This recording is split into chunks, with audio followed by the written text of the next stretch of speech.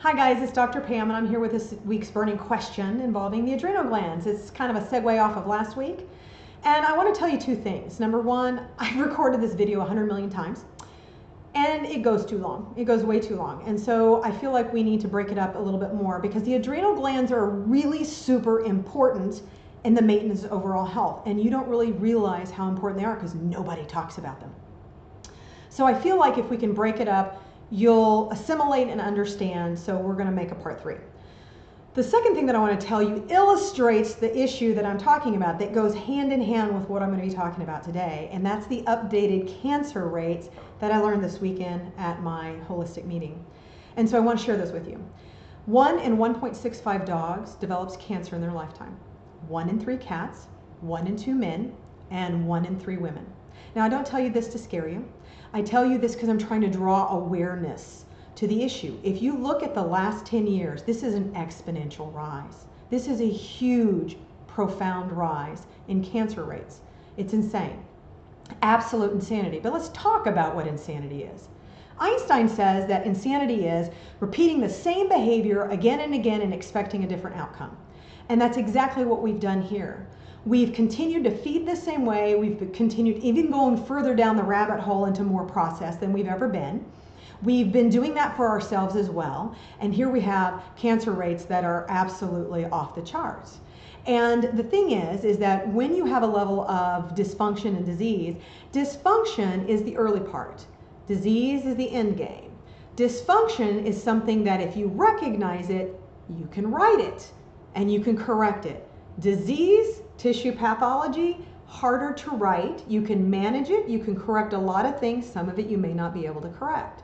So we want to catch disease here, all right, and correct it. Well, how are you going to do that if your vet doesn't know how to read blood work in a functional way because there's specific training for that?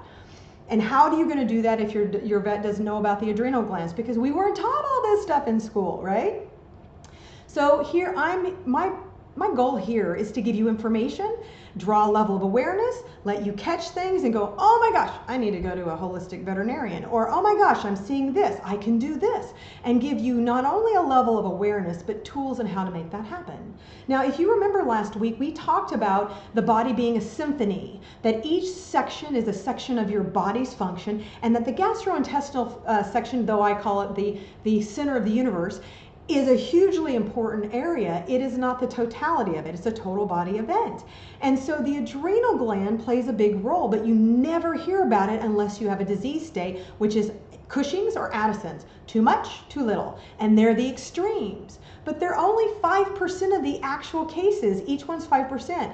The rest of it, although I bet those are becoming bigger, the rest of it, 90% in the bell curve, is called adrenal gland dysfunction. Now, back in 2001, Dr. James Wilson published a book, and he coined the term adrenal fatigue. Well, that was met with quite the divergence of opinion. The holistic people said, oh my God, this totally makes sense. This is makes total functional sense. We're going to test this way. We're going to treat this way, and they recover their patients. Mainstream medicine said that doesn't exist. You're making stuff up. And it was very polarized, right? And so what was interesting though is 6 years later, the American Endocrinology Society basically said, or association actually said, that if you're going to test for steroid hormones, which are the sex hormones and adrenal hormones, that type of testing is only accurate via saliva. What? Tissue level. So here's the big thing about hormones. Hormones have their action at the tissue level, right? We talked about that last time, at the tissue level. But when they're done, when they've done what they're supposed to do, they get into and bind to a protein and they're excreted through the body. So think of it this way. You go to work, you do all your work, you jump back into a car, and that car transports you away, back. That's the same thing that happens. Your hormone has its action, it jumps into a transport protein, which acts like a car, and that goes out of the body via the liver, etc. Okay? And so that's how that works. Salivary testing gives you active hormonal levels, active tissue. And again, this is steroid hormones. It doesn't work for thyroid hormones. That you can actually do via blood work rather than saliva. So the next question that you may ask is, Dr. Pam, is that available in dogs and cats? And the answer is no. It's not. But don't tell anybody. About 3 years, I partnered with a company that did that for me. So I was able to see, it was a short period of time, and I saw, I tested everybody. I tested, healthy dogs, seemingly healthy dogs, ill dogs, insomniacs, blah, blah, blah, blah, blah, all these dogs that had different stuff. And I looked at the patterns, and guess what? They were very similar to the human patterns, very similar. The cortisol pathway in the humans, or the circadian clock, is the same as humans. Cats, a little different. Dogs, same as humans. Cats, a little different. In fact, cats are the reverse. Their circadian clock is opposite. That's why they're doing the zoomies and all happy at night when you're ready to go to sleep, because their cortisol is just breaking right then. In the normal dog and human, we start off with a higher level of cortisol, and it dissipates over time, okay, until it gets low, and then we go to sleep. And so when you have a long-term adrenal event like life, which is here, we are too busy, we're stressed out, you're stressing your dog out, you're stressing your cat out, and I'm guilty of all of that too, then over time where it starts, on this side, where it starts isn't way up here, it starts down here, so it bottoms out a lot more quickly, and at that time, that's when you have to get the adrenal squeezing and then pulling it back up, and then you have insomnia.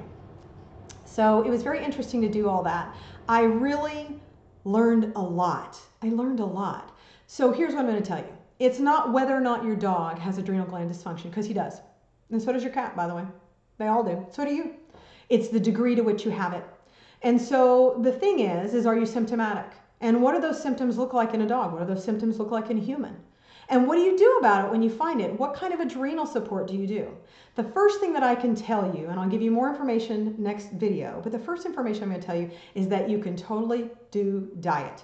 Blood sugar regulation is one of the #1 ways to actually help treat the adrenal glands. Use food to treat it. And that's by keeping a nice level blood sugar level. So that means protein and fats if you don't have a disease process that precludes that, protein and fats, and your carbohydrates through veggies. We don't use a lot of grains. We don't. And if we use a grain, we use like an ancient grain like quinoa that has a lot of fiber that you don't have a very big impact in the glycemic indices. We don't use potatoes, we don't use sweet potatoes, we don't use sweet things, we don't use beans, we don't use lentils, we don't use sugar snap peas, we don't use any of those things that have lots of sugar. And sugar also translates into carbohydrates, and carbohydrates translates into sugar. So those high starchy carbohydrates create sugar. So start there. You can do that with real food diets, which is what we've been talking about. So next week, we're going to get into a little bit more information, what to recognize, what patterns you can recognize, and then what are you going to do about it? Hope to see you then.